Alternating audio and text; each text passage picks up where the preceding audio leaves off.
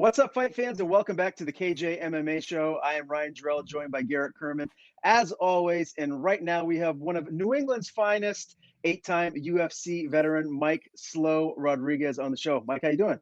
I'm doing good. How you guys boys? How you boys doing? We're doing fantastic. It's great to have you on here, man. And I just want to start with what's going on in your life right now. Obviously, you're no longer in the UFC. That's definitely a big disappointment to the fight fans like myself and Garrett. What is life for you like right now? So I'm still in the fight community, just more as a coach now. I'm just coaching kids, getting them better, and teaching and doing PTs. That's it. But I'm still around the game. Still love the game.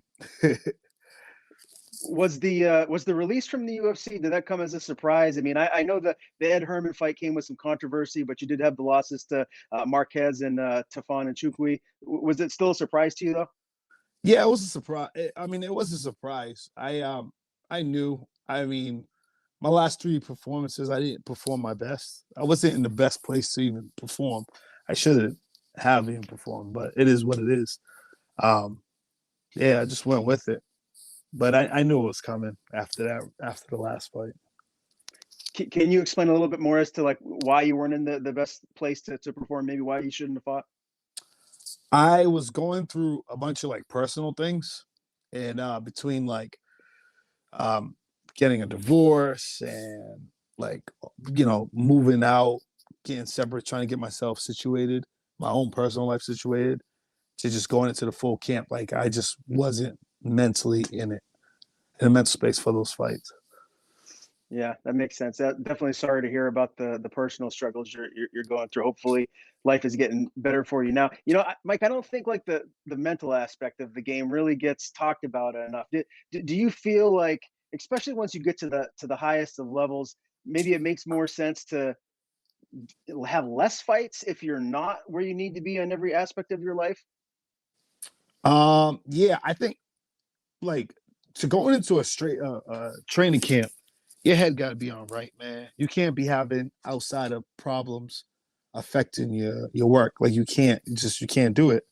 So that's what you see. It's not only me, but I hear from other guys too that's going through the same thing. It's hard to balance that because you got all this shit going on outside of the gym, and then when you go to the gym, it's like, all right, now you got to do 15 rounds on the bag, then you got to go spar, then grappling. It's like it's a lot for you. It's a lot, and it could take a lot on a person for sure. With everything that we're going through towards the end of your, I'm going to say first UFC stint, because I fully expect you to get back there one day soon. But I like that. Right? Yeah, exactly. Yeah. So when you look at, forget the Ed Herman fight, we talked about that before, but like in particular the Tafon and the Marquez fights, like, do you look at those and just think to yourself, man, if I had everything where it needed to be in my personal life and everything was clicking, I really would have got a couple of wins right there. Do you look back and just think that when you watch those fights? Yeah, yes and no.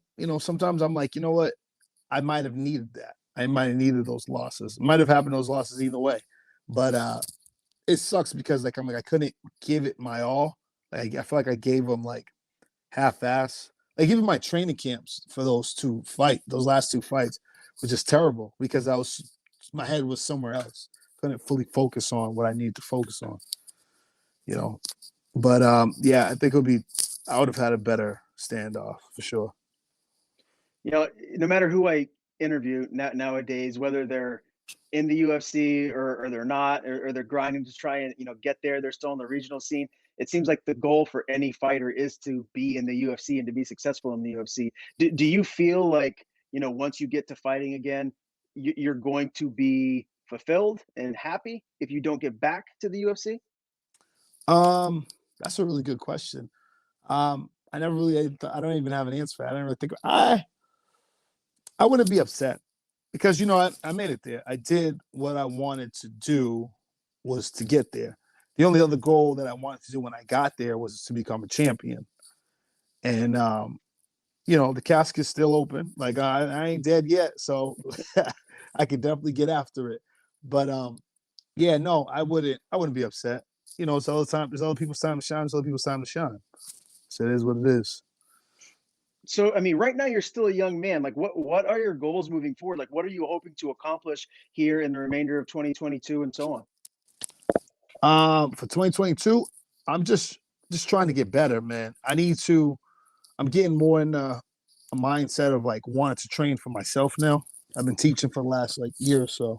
So now I'm like, fuck that. I want to start getting some burn myself. So I'm just getting back in the mix of things, getting back in the gym, and it's been pretty good. What's your weight at right now? 223. I mean, I'm Oh sorry. man, I'm sorry. No, 232. Sorry, 232. I said that with a lot of confidence, like 223. Nah, 232. That's that that's dyslexic, my old dyslexic ass. well, you're still in striking range to get to 205 in a short notice fight, right? Like, would that be something that you want to do to go back down to light heavyweight, or do you feel like maybe you'd fight at heavyweight here? No, I would fight at that 205 for sure. Okay. And as far as the day-to-day guys that are around you nowadays, now that you're starting to get back in there and focus a little bit more on, sharpening up your skill set again, who are the training partners with you? Is it anybody new or pretty much the same guys as old? No, no, no, no. I've been training like I've been just having like I haven't been getting full blown like crazy training like going with the older guys that I used to go with.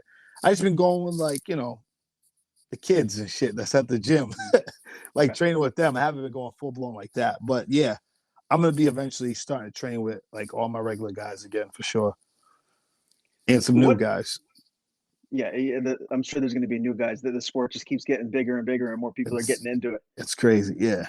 Yeah, for sure. So, as far as a promotion for you next, I mean, do you feel like CES makes the most sense for your next fight, or do you have your eyes somewhere else? I like CES. I like CES a lot. So yeah, I would try to fight for CES. For right now, man, I can't even. I just got to be able to just get smart matchups and good fights and shit to get back in the winning column. Um, but other than that, like, yeah, don't really matter who. Most likely CES since they're here. They're already here around here. Yeah. Let's say you string together 3, 4, 5 wins in a row. Like, how many do you think you need to get, like, to get back to the UFC, or to maybe fight for a title for Bellator or something like that? Like, how many fights away do you feel like you are? I'll probably say if I put together like 3 or 4 finishes, so one of them will be like, "Yo, come back." Because I mean, like, I have a really cool and fun, exciting fight style. People like it. It's entertaining to watch. I always go out on my shield, so it's like, well, excuse me. Of course, I think any of them will pick me up once I go on like a little tear. Are you still around Joe Lozon much? I just seen him last week. I All was at right. his gym last week. Yeah, I'll be actually. I think I'll probably head down there tomorrow morning. Okay. So he's fighting some guy named Donald Cerrone or something Yeah, like that. some dude. I don't even know. Yeah. Break this one down for me, man. It's a pretty good fight. How do you see that one playing out? I definitely see Joe bringing out the toolbox. I see him definitely using all sorts because he's now working with Jake. He works with Jake now, um, and he's training with a bunch of other killers out there down the South Shore. So I definitely see him bringing out a lot of tools out of his toolbox. He got this fight, man. I gotta believe in him. And you're still rep by Tyson in Top Game, right? Yeah, Tyson's good. So Rob Font, Cheeto Vera, who wins this one? I got to imagine you're going with Rob Font here. New England to the day I die, baby. You already know. Yes, Font's going. I think he's gonna I think he's gonna beat Cheeto by a decision. I don't see it ending. Cheeto's a really smart and crafty dude, so I think he'll beat him by decision. Okay, yeah, that's a fight I cannot wait to see. But before we do transition to this weekend's card and talk some fights and get some fight picks, I wanted to get your take on the light heavyweight and heavyweight divisions right now in the UFC. You got John Jones, former champion, now moving up to heavyweight. There's a rumored fight that he's going to take on Stipe Miocic. Just right now, do you feel like the 205 division and the heavyweight division are as deep as they've ever been? Yeah, man. For a long time, like this is the deepest it's been for a long time. Probably since like the whole like Liddell Couture era. Like it's actually competitive as fuck right now. It's cool. I like looking at them. I like the bigger guys. There's so many smaller guys. There's so many of them. You're like, all right, this fight's good. That fight's good. But the big dudes, like, oh, Like that fight's all right, but that fight's gonna be a banger. That fight's gonna be a banger. Like, you know. So it's yeah, I like the higher classes. They're in good spots right now.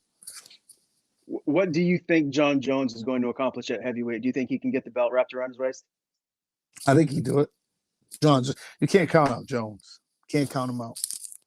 Motherfucker's too good. He's too good. Um, he has all that unorthodox style still. Like he still got it. I think he can still close it out. I think his reach and just like more like his mobility and everything for him being coming from a small weight class up. I think those little things will give him the edge. And he's a big ass dude too now. So it's like it all comes into play. I think he's gonna be fine. And it looks like, as I mentioned, the Stipe matchup could be what's first for him. Stylistically, do you think that's a dangerous one for him though, with Stipe's wrestling pedigree? I don't think Stipe has anything to offer him for that fight, honestly. I think he stops Stipe in every shape, way, or form. I think, yeah, Stipe has the wrestling. I give him that, but I don't think he, like, in wrestling, like, length still matters. The fact that he's so damn long, like, that still doesn't take a factor, even with the wrestling. So I think he's going to be fine. I don't see him. I see him walking through Stipe, honestly. I hate to say it, and I love Stipe, but I hate to say it. What about Francis Ngannou or Cyril Gane? How does John Jones match up with either of those guys? I think he beats Francis too. I think he's a sniping bot. Now the synagogue, that's a tough fight. That motherfucker can move, man. That dude can move. That's a tough fight. I think that's the toughest matchup. I think if he would fight Kurt Blades, that would be a tough matchup too. But other than that, I don't really see much heavyweights giving him problems. Okay, well, I can't wait to see John Jones back in the octagon. I don't know about you guys, me too. but I am pumped up for that. As far as 205, right now we have, 43 years old isn't like ancient in the big picture of things, right? Not if you're Tom Brady, but in the MMA game, you're getting up there. And we got Glover Teixeira as the champion right now. Age ain't nothing but a number, obviously. As you can see with that. Yeah, he's doing his thing, man. He's doing his thing. I've been down there in the training room with him. I've been down there in Bethel, and those guys got a formula that just fucking work, man. It's cool over there. It's real cool. The energy there is great. It's a great place to train. Have you rolled with Glover? Yeah, motherfucker's a beast, man. He's a beast, dude. He's a beast. It makes sense why he's champion. He's a fucking monster. He's a savage. He just have like that old man strength when you're down on the ground with him. Yeah, he reminds me of like working with him and just how he operates. It reminds me of like if Joe Lozon was like 200 something pounds. Like he just fuck you pressure constantly. He's great. It's awesome to work with him. It actually sounds miserable.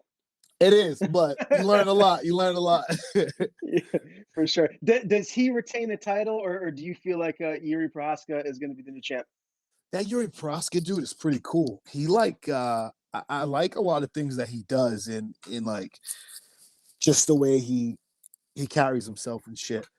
But the thing about Glover, it's like you have to see if you can stop that pressure on fight night. That pressure, it's one of the things you're gonna have to see when it unfolds, because I don't know how homie's gonna deal with Yuri's gonna deal with that pressure. Glover come with this fuck you pressure, bro. Yo, it's wild. Is there anyone else at 205 that you feel like could be champ in the next year or two? Like someone that might be a little under the radar that you have your eyes on? What is his name? The dude that knocked me out, the Korean dude. I think he's a fucking sleeper, man. I don't know why people do not talk about him. I'm not even saying that because he slept me, but he's just a savage. Like every time he fights, like he does everything like textbook, like everything. He's really good. I think he's really fucking good, and I'm always excited to see him fight. But I think he's a sleeper in that division. They do not speak about him at all, and he's just slowly but surely creeping up the ranks. Yeah, again, I don't remember his name. I can't. I always fucking butcher his name, but he's a stud. Da Un Jung. Yeah, is that right? Yeah, I don't know. I try not to. I don't want to fuck his name up, so I'm like, Yeah, the dude that knocked me out. Just Google it. Yeah. Yeah, and there really are so many killers at 205 and at Yeah. heavyweight too. And one other question before we do transition to this weekend's card. The Yep. the one thing that has always just bothered me is the fact that there's such a huge weight gap between light heavyweight and heavyweight. I feel like there should be a cruiserweight division like 225 to break it up so you don't have such a discrepancy in a weight difference for these guys fighting at heavyweight. I literally was just talking about that a couple of days ago. I 1,000,000% agree with you. It should be another weight division in between that, because there's a lot of guys that's just stuck in limbo. They're like kind of they're big light heavyweights but small for heavyweight, or they'll be like oh, they're too small for the rest of the heavyweights. Like it's just shit like that, and like they should fill it up. Same thing between the 165 division that people always talking about. Yeah, same with that. I think those two divisions that need to happen at some point. Yeah, hopefully the big promotions like the UFC and Bellator, they start to implement this moving forward. All right, Garrett, another big fight night card this weekend. UFC Fight Night is headlined by Amanda Lemos and Jessica Andrade. Andrade, a -210 favorite. I'm just going to hand it over to you, my man. I know you want to get some thoughts from Mr. Mike Rodriguez here on these fights. Yeah, man. I mean, we got to talk about the main event. Amanda Lemos and Jessica Andrade. Andrade, obviously, former strawweight champion, former flyweight contender. Who do you got winning this matchup? I'm gonna go Andrade. She just has that one-stop knockout power. She could put anybody down. But when she fires that thing off, when she fires her hands off, it can be night for anybody. Yeah, absolutely. I definitely agree with you there as well. I mean, this fight card is really it's not the best in terms of there's a lot of up and comers on it. For the most part, I mean, the lines are wonky too when it comes to betting. You have Alexander Romanov. I'm sure you've heard of him taking on Chase Sherman. He's a -1,375 favorite over Chase Sherman. What do you make of somebody being such a huge favorite in a combat sport where anything can happen? Just a slip on a banana peel and you can lose. I don't understand betting. I don't get it. So I'm like one of the people that's like out of the loop about it. But just judging by base, I'm like, these fights are very, very close. Like any fight can end in any way. The fact that they have the numbers like that is beyond me. But yeah, that's just wild. That's wild. Sheesh. Yeah, I don't understand why they'd want to put if there's going to be such a huge difference in what they expect from fighters. Like that's not a very even matchup. I mean, -1,375. That's crazy. That's fucking wild. It's boxing lines at that point. But the thing is, I expected that. Like I knew that going in. I was expecting it to be around -2,000. To be honest with you, because the way that Romanov was already a -6, -700 favorite against Tanner Boser, who was a lot better than Sherman. So you're just expecting him to be even heavier of a favorite against Sherman on short notice, and he's just coming in on 3-4 days notice. Do you give him any ounce of a chance? Because the odds makers obviously don't. Do you think he could possibly pull off a major upset? Yeah, it happened. Like these are the best guys in the world. They're the number one. They're the 1% of the whole community. Why can't he beat him? Just because he's good? Like, doesn't matter. He can still beat him, and we've seen it happen countless of times where we go into fights, but this is gonna be a cakewalk. They're gonna walk to him. Next thing you know, somebody get their ass whooped. It happens. That's the fight game, man. It's the beauty of it. There is a couple of light heavyweight bouts on this card. I know Garrett Tyson Pedro. He's a major favorite over Ike Villanueva. What do you think of that one, Mike? Do you think Pedro is just the more well-rounded, complete, dangerous fighter here? Yeah, Villanueva, like he's entertaining to watch, but he's not as polished as Pedro is. Tyson Pedro's a beast. So yeah, I think he's gonna smash him. I have him in my DraftKings lineup this weekend for sure. Yeah, he's a stud. He's a beast. Yeah. Another one, Marcin Prachnio and Philippe Lins. That one's a little bit closer. I think Prachnio is like a -120 favorite, Garrett? Yeah, that's correct. And small underdog price on Philippe Lins at +100. That's gonna be a good fight. I'm gonna go with Linton for sure. I think he gets it done. Okay, so a minor upset. So that's good because I don't bet like Vegas and stuff like that. I do DraftKings because it's just little money, big winnings if you're lucky enough. So like that would be a guy that's an underdog that I could slide in there and Right. create my lineup pretty good. Yeah.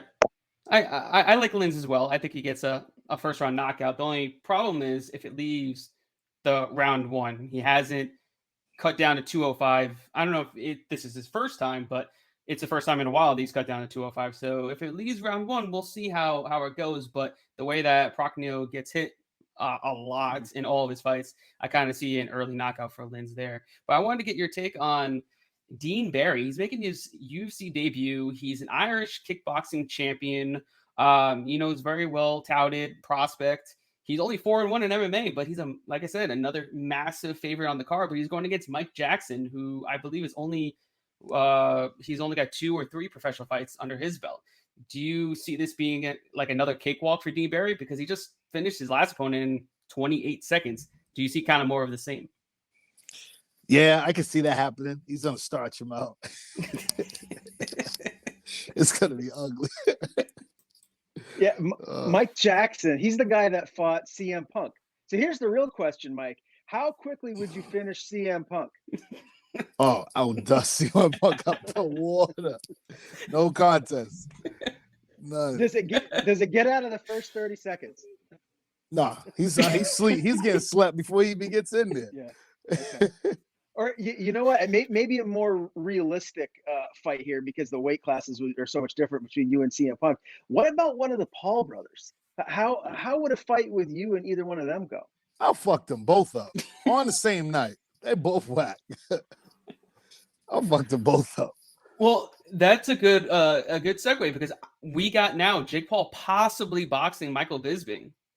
Right now, Jake Paul's a decent sized favorite. Do you think Bisping has a chance with only one eye and not having, not boxing and doing any type of combat sport in a very long time? The count is gonna fuck him up. I'm going with the count. You can't. Nah, he is not losing to that kid.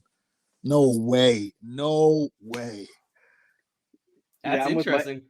I'm with Mike on this one. I can't imagine Bisping losing to him. I feel like he's just too good. I'm siding with Jake Paul here. It's kind of hard to not, you take into all those factors. He's not training at like Jake Paul is currently. He has, a little bit of disadvantage being only one working eye. And I just think the youth and that will kind of play a huge factor in the fight. We'll see. We'll see if it even happens. I don't want to be right because I want Bisping to win and I'm a fan of his. I'm just thinking from a betting standpoint. If I'm going to play some money, I think I would have to go with the younger guy by like 15 plus years. Oh, man. Nah, Bisping all the way. All the way. Yeah, and I'll say too, like I'm still surprised that Woodley lost. Like that, you must have been surprised too, right? Like, I was floored. I'm like, what? I like how? Yeah. I don't know. Yeah, for sure. There's a lot of these like celebrity matchups that are happening now. It is a little wild. I did want to get one more from you here, Mike, before we sign off here. Clay Guida, Claudio Puelles. That's the co-main event for this fight night card on Saturday. Obviously, Clay the Carpenter Guida is a fan favorite. He's got an exciting style, but Puelles is younger. He's dynamic. He's well-rounded. Do you know enough about Puelles to say how you feel like this one's going to go? No, I don't know enough. I think I seen like a highlight of his or something like that. The kid's pretty wild. But Guida, man, he's a vet. I got to go with the vet. That's my guy. I like Guida. I'm a huge Guida fan. All right. And before we do let you go, give us a time frame for your next fight. Like, obviously, a long way to go. You're going to get back into training here full time soon. But as far as when you're hoping to fight next, do you feel like it's going to be June, July, or a little bit later than that? Probably like August, September, somewhere around there. Yeah. Okay. Awesome, man. Well, we can't wait to see you back in there, Mike. It really is always great talking to you, my man. Tell people where to follow you on social media, and if you have anyone to thank, the floor is yours. You can follow me at Emrod MMA on Instagram and on Twitter. And I just want to, give all best of luck to all my friends that are still fighting out there. Dude, keep going hard and don't give up.